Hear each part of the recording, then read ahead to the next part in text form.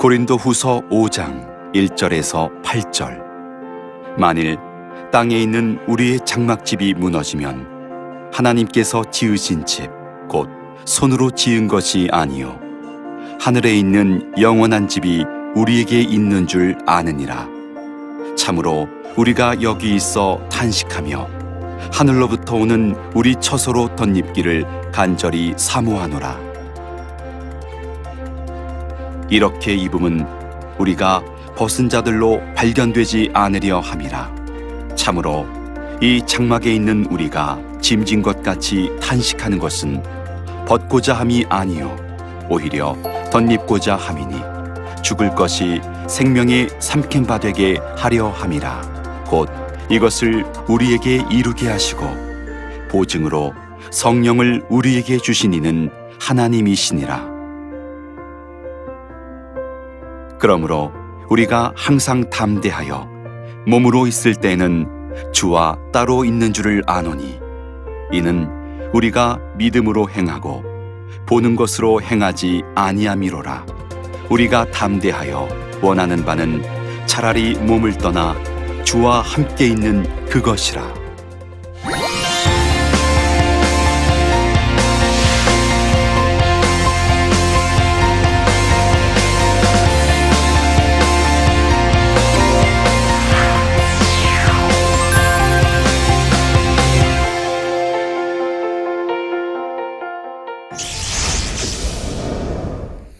안녕하세요. 고린도후서 강의를 맡게 된 베샬롬 교회 김형익 목사입니다. 오늘은 6강 영혼을 갈망하는 믿음의 본질이라고 하는 주제를 가지고 고린도후서 5장 1절부터 10절까지 우리가 살펴보도록 하겠습니다. 영혼을 갈망하는 믿음의 본질. 그러니까 우리는 다 믿는다고 그러지만 그 믿음의 본질이 무엇인지를 정확하게 이해하지 못하면 성경이 가르쳐주는 대로 그럼 우리는 다 제각각 믿고 싶은 대로 믿는 것이고 그것은 기독교 신앙일 수가 없는 것이고 또 여기서 고린도 사람들이 가지고 있었던 문제가 발견되는 것입니다. 오늘 살펴보죠. 참된 믿음의 본질이 무엇인가? 두 번째, 감각적 세상에서 믿음으로 산다는 게 무엇인가? 우리는 오감을 만족시키고 오감을 건드리는 그런 문화 속에서 늘 하루 종일 살아갑니다.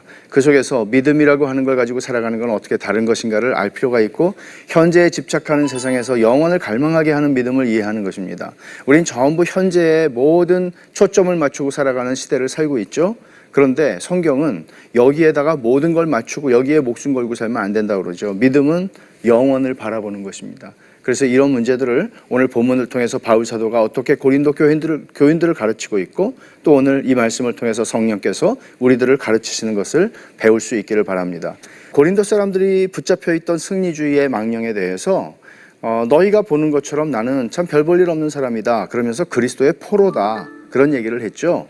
그리스도의 포로라는 것은 이제 개선 행진의 맨 뒤에 붙잡혀서 원형 경기장에 들어가면 죽음에 이르게 되는 것이 포로의 운명이었습니다. 바울 사도는 내가 비록 포로로서 죽을 수밖에 없는 운명에 이르게 될 것이지만 내가 그럼에도 불구하고 행복하고 내가 그럼에도 불구하고 만족할 수 있는 것은 죽음이 우리의 모든 것을 끝장내는 게 아니기 때문이다. 죽음 너머의 얘기를 바울 사도는 이제 하려고 하는 것이고 또 나는 질그릇이다. 너희가 보는 것처럼 낡아질 수밖에 없는 쓰다 보면 질그릇이지만 내 이 질그릇이라고 하는 겉사람은 날로 쇠약해져 가고 닳아 없어지겠지만 내 속에 있는 보배 하나님의 영광을 아는 빛 복음은 점점 더 빛나게 된다. 내 속사람은 더 날로 새로워진다. 이런 얘기를 하면서 바울 사도는 고린도 사람들이 가지고 있었던 현세에 집착하고 또 겉사람에 집착하고 이런 외면적인 것들에 집착하는 그런 것들에 대해서 믿음의 본질을 이야기하는 것입니다.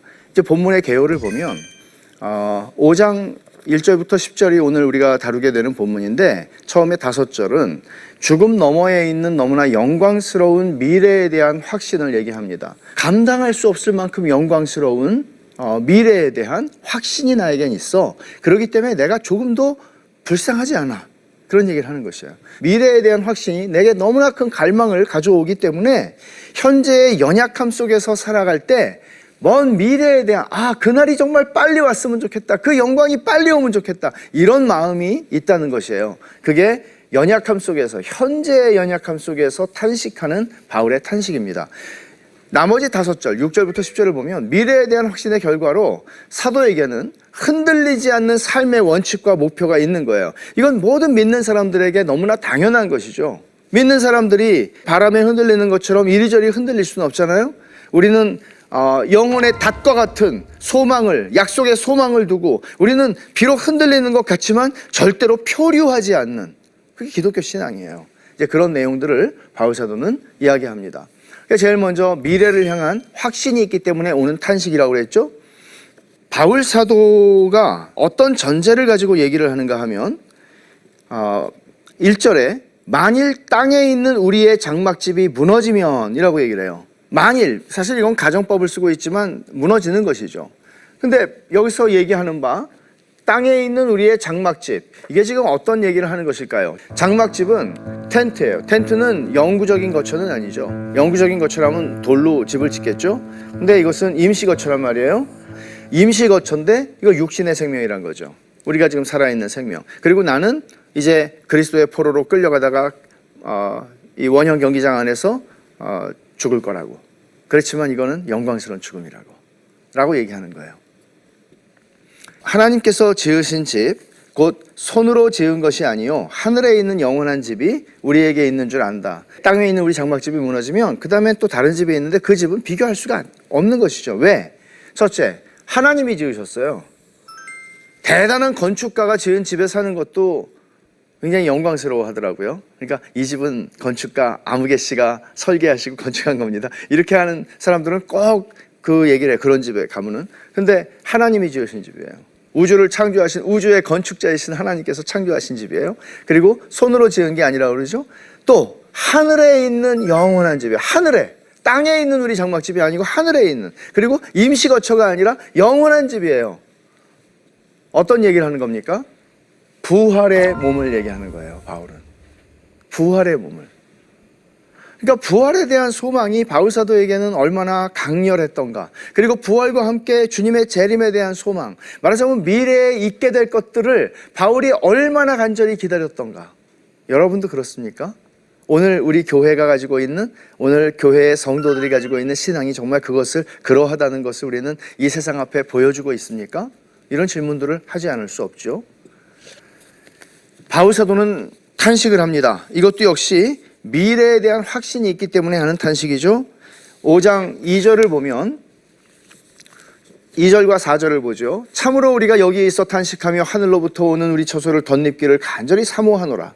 참으로 이 장막에 있는 우리가 짐진 것 같이 탄식하는 것은 벗고자 함이 아니요 오히려 덧입고자 함이니 죽을 것이 생명에 삼킨 바 되게 하려 함이라. 이 말씀을 잘 이해를 할 필요가 있어요. 탄식한다는 말을 바울 사도는 지금 2번에 걸쳐서 쓰고 있어요. 근데 바울 사도가 탄식하며 갈망하는 것이 있는데 그거는 뭔가 하면 하늘로부터 오는 처소를 덧입는 거예요. 덧입는 거예요. 그리고 벗고자 함이 아니요 덧입고자 함이라고 또 덧입는다는 말을 쓰고 있죠. 어떤 의미로 지금 얘기를 하는 것인가 하면 부활을 기다리는 거예요. 벗는다는 것은 육체의 생명이 죽는 것을 지금 얘기하는 거죠.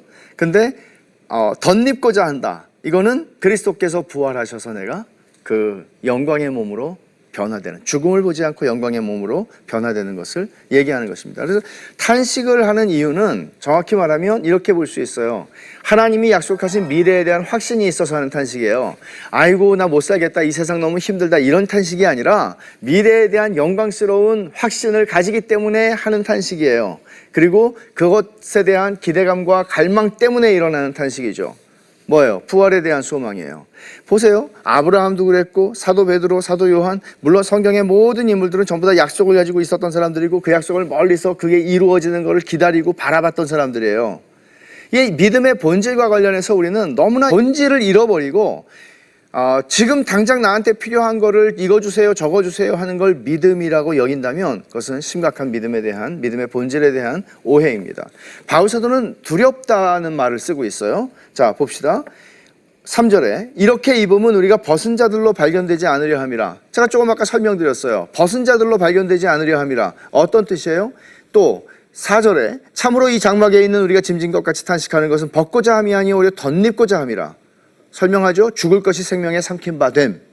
정리하면 바울 사도는 어떤 생각을 하면서 자기가 두렵다고 그랬나 하면, 두렵다는 표현은 막 무섭다 이런 표현이라기보다는 바울은 이런 생각을 했던 거죠. 내가 벗은 자로 발견되지 않고 덧입고자 하고 죽음이 생명에게 삼킨 바 되기를 원한다고 그랬을 때, 바울이 원했던 건 내가 주님의 포로로서 이렇게 끌려가고 있는 이 살아생전에, 내 고난의 현장에 주님이 재림하셔서 내가 죽음을 보지 않고 영광스러운 부활의 몸을 덧입었으면 좋겠다, 이런 소망을 그는 가지고 있었습니다. 근데 이제 바울 사도가 자신의 두려움을 소개하는 것들이 이런 것들이에요. 첫째, 그리스도의 심판대 앞에 서는 것. 이게 바울 사도는 두렵다라는 말을 쓰고 있어요. 어떤 의미에서 두려움일까요? 그날 하나님이 날 모른다고 할까? 이런 차원의 두려움은 아닙니다. 5장 10절을 보면, 이는 우리가 다 반드시 그리스도의 심판대 앞에 나타나게 되어 각각 선악간에 그 몸으로 행한 것을 따라 받으려 함이라. 무서운 말씀입니까? 자, 그리스도의 심판대 앞에 선다고 그랬고요. 그때 주님께서 각각 선악간에 그 몸으로 행한 것을 심판하신다는 것이죠.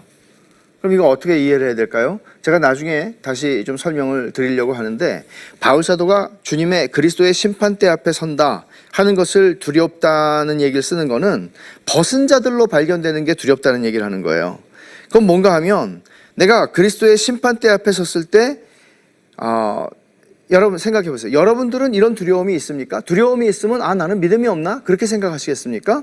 그런 차원의 이야기가 아니라, 사실은 두렵다는 얘기를 할 때 바울 사도가 하는 것은, 우리가 아무리 하나님을 위해서 잘 살았고 섬기고 순교를 하는 자리에 이르렀다 할지라도, 어떻게 우리의 모든 것들이 낱낱이 그리스도의 심판대 앞에 드러날 때 두렵다고 말하지 않을 사람이 있습니까? 어느 사람이 믿음이 좋아서 휘파람 불면서 그리스도의 심판대 앞에 서겠습니까? 그런 사람 없습니다. 오히려 바울 사도가 얘기하는 이 두려움은 건강한 두려움입니다. 이런 두려움이 있다는 것은 우리가 믿음을 가지고 살아가고 있다는 것을 반증하는 것입니다. 여러분, 불신자들은 절대로 두려워하지 않습니다. 이런 차원에서 바울 사도는 이야기하는 것이고, 우리가 한 행위를 따라서 심판한다는 건 제가 조금 이따가 설명을 드리려고 그래요. 또 하나의 두려움, 미래의 영광의 보증인 성령님. 주님께서 사실 두려움과 관련되기보다는 미래의 영광의 보증으로 성령님을 주셨다. 5절에 이렇게 말합니다.